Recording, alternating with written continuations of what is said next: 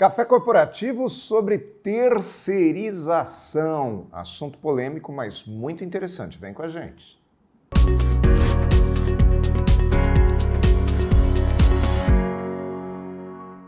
Café corporativo. Café corporativo, aqui no canal 25. Hoje falando a respeito de terceirização, serviço terceirizado, e o nosso convidado é também nosso parceiro aqui, que sempre vem falar com a gente a respeito de segurança, Pelegrino, Aldemar Pelegrino, que é também o CEO do Grupo Ethics e que é um profissional que oferece serviço de terceirização.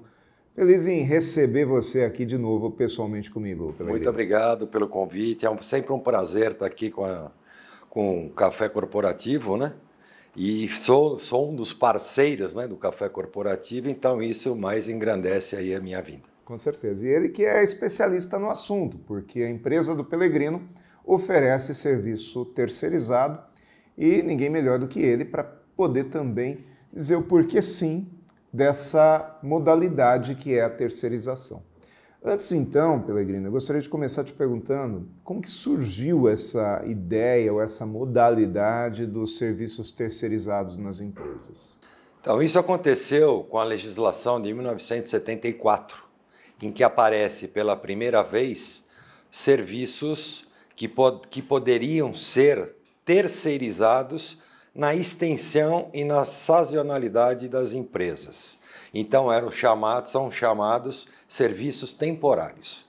Então, em 74 foi o primeiro embrião de uma lei que poderia terceirizar dentro das corporações, né, as pessoas de fora, de terceiros ou de empresas terceiras. Só que ali tinha um problema trabalhista, a tal da atividade fim dessa empresa.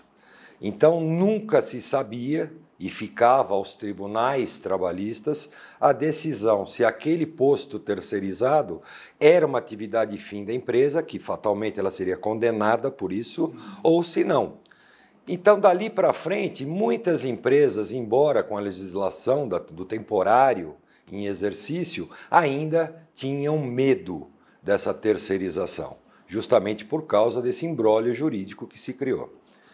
E isso veio acabar em 2017 com a reforma trabalhista, onde definiu realmente as atividades fins e as profissões regulamentadas de cada uma dessas posições de terceiros. E uma delas é a vigilância patrimonial, que é uma atividade fim da vigilância da patrimonial no que diz respeito a uma profissão regulamentada, a da limpeza. Muitos motoristas entraram nessa atividade fim, né, para terceiros prestarem o serviço, então apagou um pouquinho aquela névoa que tinha no começo, desde 74, dos medos e riscos da terceirização. Então são profissões regulamentadas, não é qualquer atividade que pode ser terceirizada. Com o advento da reforma trabalhista, muitas profissões entraram nesse mote a serem terceirizáveis. Então fica claro que uma administração central de um contratante enxuta pode ser complementada com mão de obra de terceiros. E essa mão de obra que vem de terceiros, ela tende a ser mais qualificada ou nós não temos essa relação? Outro ponto que estava muito em voga na primeira fase dessa terceirização da lei antiga, né? A precarização do serviço. Então, isso não é uma verdade. Por quê? Você tem hoje alguns benefícios com a terceirização, embora não vistos a olho nu. Quando você apresenta um projeto de terceirização para o cliente, ele começa a passar a enxergar. Acaba aquele gigantismo de administração do contratante, que tinha um RH lotado de pessoas para cuidar de folha, benefícios. Tudo isso, a nossa empresa hoje terceirizada já cuida para ele e apresenta o resultado dessas recolhas, desses pagamentos, desses investimentos com treinamento. Por exemplo, na vigilância privada, você é obrigado a ter o vigilante treinado e reciclado de 2 em 2 anos. Então, ele atualiza conhecimento. Se ele fosse de uma indústria, uma segurança orgânica, ela não investiria nisso. Então já vem uma qualificação muito melhor. Aí você entra no processo, no caso de um projeto de limpeza, você entra em compras corporativas. Eu compro um mote de equipamento e de produtos de limpeza muito maior do que se a empresa por si só quiser comprar e adquirir. Então eu ganho em volume de escala, eu ganho em preço. Então é uma série de benefícios para o contratante final que passou a ter hoje uma proposta de estratégica, vamos dizer assim, para se terceirizar um serviço. Ficou imaginando desde pequenos empreendimentos até grandes empreendimentos. Vou pegar um exemplo de um pequeno empreendimento, que é um prédio residencial, que você tem a portaria e você tem aí um vigilante durante o dia, outro à noite, mas existe também a necessidade de cobertura de folga, de falta, de atestado e assim por diante. Então, se eu sou síndico de um prédio e eu tenho 2, 10, 15 colaboradores naquela área de segurança, eu tenho um nível de poder de negociação com um treinamento. Se eu tenho 1.200 colaboradores, que é uma empresa de segurança de médio porte, né, porque se ela for de grande porte, ela tem mais que isso, essa empresa ela tem um outro poder de oferecer treinamento para esses colaboradores. Então, muitos especialistas em RH, eles cometiam esse erro. Qual era o erro? Não, a segurança orgânica, funcionários próprios são mais baratos. São mais baratos a curto prazo. Quando dá 1 ano de administração desses colaboradores, aí vem as faltas, as férias, os afastamentos e não tem o backupeamento desta mão de obra para fazer a recolocação. Então trabalham com pessoas com um número do quadro reduzido, é uma série de coisas. E aí tem o problema que infelizmente, é uma demanda que a gente não pode deixar de colocar no custo, o risco trabalhista. Tá? Então você hoje, com as categorias terceirizadas, você tem alguns benefícios da convenção coletiva de trabalho dessas categorias que, por exemplo, uma indústria não tem. Exemplo, está sacramentado, tanto na vigilância, quanto na limpeza, quanto na portaria, a escala 12/36. Se esse colaborador for direto meu, eu não posso oferecer isso aí. Não pode fazer isso. E se fizer, vai ser obrigado a assinar TACs, termos de ajuste de conduta, para que não o faça, sob pena de punições. Outra coisa que é muito importante, que nunca foi analisado e hoje se analisa, é qual é o peso do seu segmento em relação ao terceiro. Se esse terceiro fosse teu e a sua indústria fosse uma metalúrgica, a base, o custo sindical seria muito maior para estar lá dentro da sua empresa. Já com o sindicato dos terceiros, esse custo já se reduz bastante. Não se precariza, porque os benefícios e as obrigações da empresa terceiras são 100% cumpridos. Vale transporte, vale refeição, assistência médica, cesta básica. Aí você está falando de uma empresa séria, né? Porque sério. O que precariza trabalho não é especificamente a terceirização, mas sim uma empresa... O achatamento dos salários, e que também não é mais uma realidade. Hoje, a segurança orgânica é obrigada, por força legal, da própria Polícia Federal, a manter o mesmo piso do que um vigilante terceirizado contratado de uma empresa oficial. Então, aí você não tem ganho de escala em salário também. Então, passou a ser viável. O que eu cobro a mais na minha planilha de formação de preço, que eu acho que nós vamos falar nisso, o que eu cobro a mais? Uma administração para gerir isto para o meu cliente e o meu lucro final. Embora no Brasil lucro é pecado, né? Tá certo. Vamos fazer um intervalinho. Como o Pellegrino já está aqui com a gente, não vai ter a dica de segurança dele, mas vamos ver o comercial do Grupo Ethics.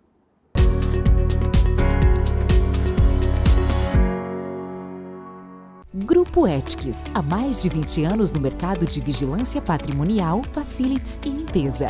Certificada pelo Ministério da Justiça, sempre investindo em tecnologia e constante treinamento aos nossos colaboradores. Conseguimos a excelência em prestação de serviços para os mais diversos segmentos de clientes nas áreas de vigilância, facilities, limpeza.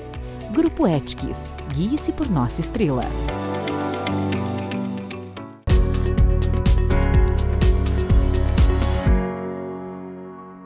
Segundo bloco do Café Corporativo, hoje com Valdemar Pellegrino, ele falando a respeito dos serviços terceirizados, que é uma especialidade do Grupo Ethics, mas que também hoje é uma polêmica. Nós temos essa polêmica no mercado porque muita gente acha que um serviço terceirizado ele pode trazer uma qualidade menor, né? Então eu te pergunto o seguinte, quais as vantagens de uma terceirização, não para o empresário que paga, mas sim para aquele sujeito que trabalha junto, ou para a segurança realmente daquela pessoa que está ali. Por exemplo, se eu tenho hoje lá no meu condomínio, como eu dei o exemplo na primeira parte, no primeiro bloco, eu tenho uma segurança terceirizada. Eu estou mais seguro do que se eu tivesse colaboradores próprios do condomínio? Então, no nosso caso, né, eu acho que é a grande maioria das empresas que prestam esses serviços terceiros, né, para terceiros, o contratante, ele já de cara, ele ganha uma análise de risco daquele seu contrato, daquele contrato que está sendo assinado. Então já é uma especialização nossa. Ele não entende de segurança. Nós damos o suporte de montar a análise de risco. Procedimentos de proteção. Então, todos os postos daquele contrato passam por um procedimento que é padrão daquele contrato, é personalíssimo. E o terceiro, vamos supor num caso de limpeza, o cronograma de trabalho que mede a performance da limpeza daquele projeto é levado também e controlado à risca.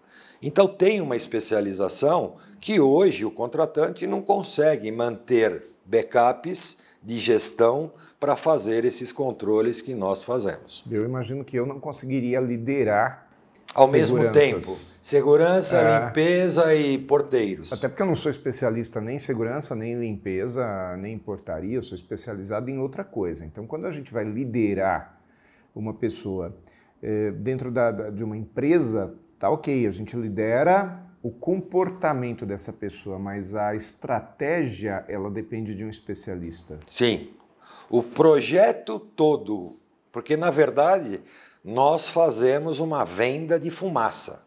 Você está acreditando numa boa prestação de serviço, você tem que ter indicadores para se cercar que esse projeto vai ter um sucesso, mas você vai ver o desempenho após a implantação.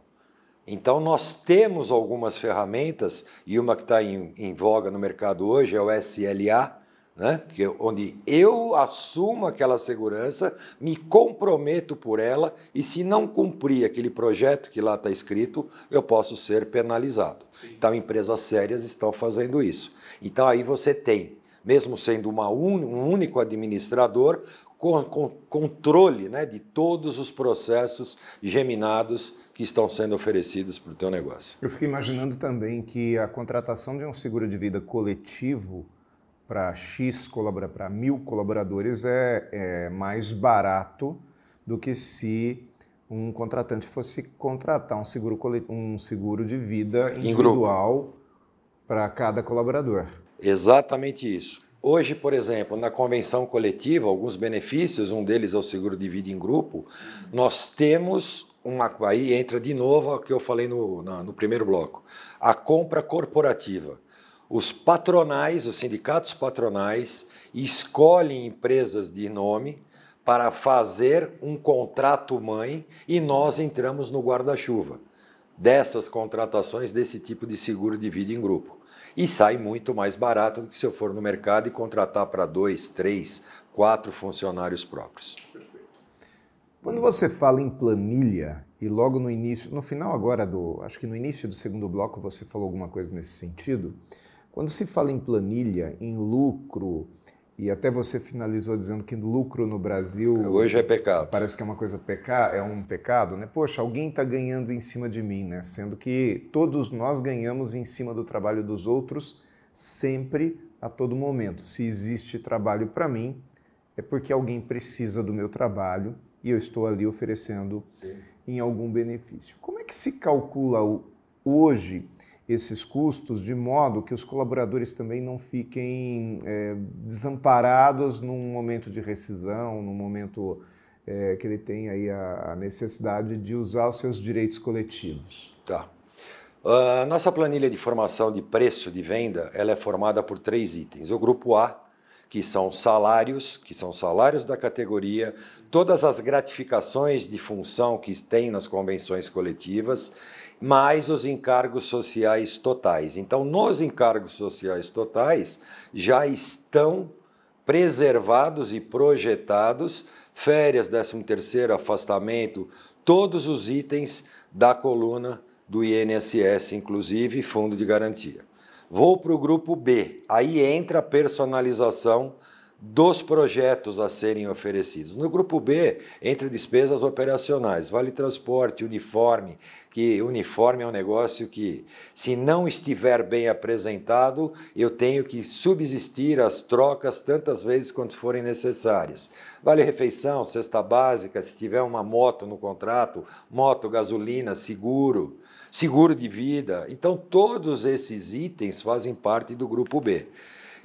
Itens que eu não reservo, eu já uso no contrato desde a implantação e já sai esses pagamentos todos os meses. Então, esse dinheiro não é da empresa, esse dinheiro é do projeto, está no meu custo e eu pago esse custo mensal. E aí eu tenho o grupo B, que a gente chama de BDI, que é o bônus, né, administração e carga tributária. O tributo é abatido diretamente na nota fiscal. O cliente é o responsável em correspondente ou pelo correspondente pagamento. Retido na fonte. Na fonte. A administração do contrato é uma taxa de administração que ela é extremamente volátil, de acordo com o tamanho da empresa, quantidade de supervisores, quantidade de viaturas na rua rodando, gasolina, seguro da administração, meu corpo de administração. Então, todos aqueles itens que eu uso para gerir os contratos. E o lucro é uma fatia extremamente pequena da planilha. Então, o grande estrabismo disso é quando eu monto um projeto e dá um orçamento, por exemplo, de R$100 mil, as pessoas mal informadas do lado de lá acham que nós estamos cobrando muito. Esse muito se restringe àquele percentual do lucro que está naquela planilha, isso fica para o empresário. Então, muitas vezes, a gente pega e se vê em algumas concorrências em que a disparidade, que não deveria ter, só sobre as taxas de administração e lucro, são muito grandes. Então, vai me saber lá, por isso que exijam a planilha de preço aberta quando for fazer uma contratação. Ali você tem todos os itens nela contemplados. Ali você vê realmente também se a empresa está compondo aquela planilha com todas as obrigações legais que ela tem e assim por diante, né? Porque senão a empresa, se eu não pagar, ela vai ser subsidiária ou solidária em qualquer evento trabalhista. Se eu não cumprir essa demanda, eu e contratante vamos para o banco dos réus juntos. Mais cafeína com o nosso Café Corporativo de hoje, entrevistando o Valdemar Pellegrino, ele que é nosso parceiro aqui no Café Corporativo, mas também é o CEO do Grupo Ethics e da Polix Sistemas de Segurança, né? Pellegrino, eu deixei uma pergunta polêmica agora no final, porque eu tenho visto algumas coisas acontecerem aí no nosso dia a dia e eu percebo que muitas vezes empresas alocam seus colaboradores nas funções equivocadas. Vou dar um exemplo para você. Limpeza. Eu vejo colaboradores fazendo limpeza de produtos que talvez aquele colaborador não esteja treinado para aquele tipo de produto.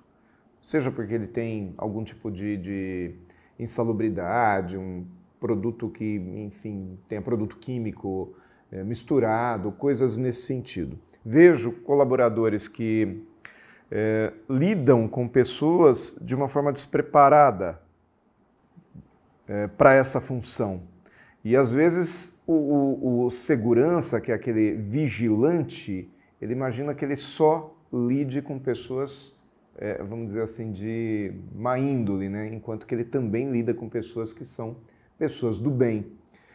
Como que nós podemos trabalhar isso de uma maneira correta? Então, na verdade, nós temos que seguir a legislação existente. O que vem a ser isso? O mercado comprador, o mercado que nos contrata, eles querem o menor preço e fazem as concorrências de maneira que não se compara laranja com banana.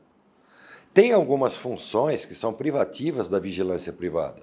Exemplo, revista de bens, revista de pessoas, ronda programada e registrada. E muitas vezes, para baratear este contrato final mês, o que o contratante faz? Faz com outras funções. Orientador de acesso, vigia. O atendente de público, essa é uma coisa.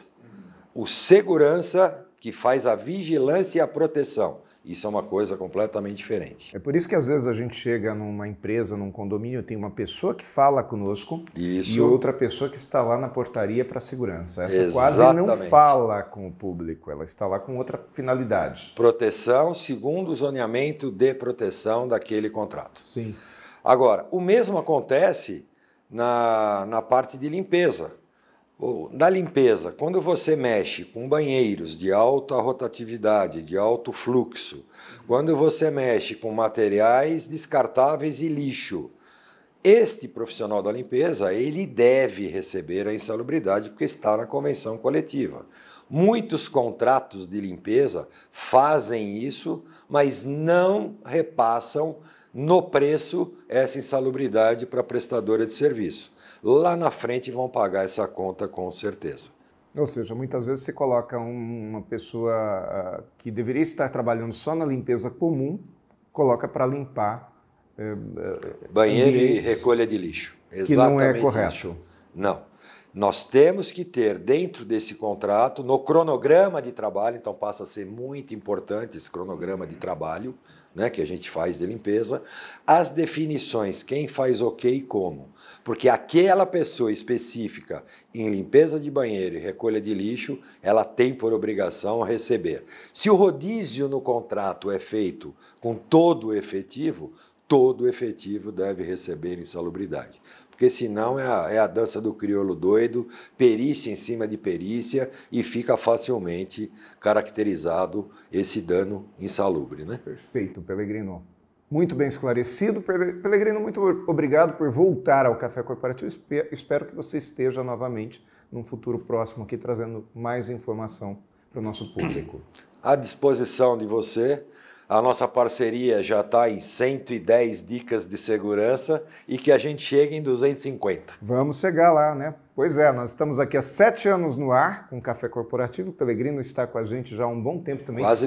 Quase dois, né? 110 semanas são quase 2 anos e esperamos permanecer com ele bastante tempo. Café Corporativo fica por aqui e você continua nos acessando pelo YouTube, onde nós temos aí um acervo de mais de 300 programas com essa qualidade de informações, porque afinal o Café Corporativo é essa universidade em sua tela.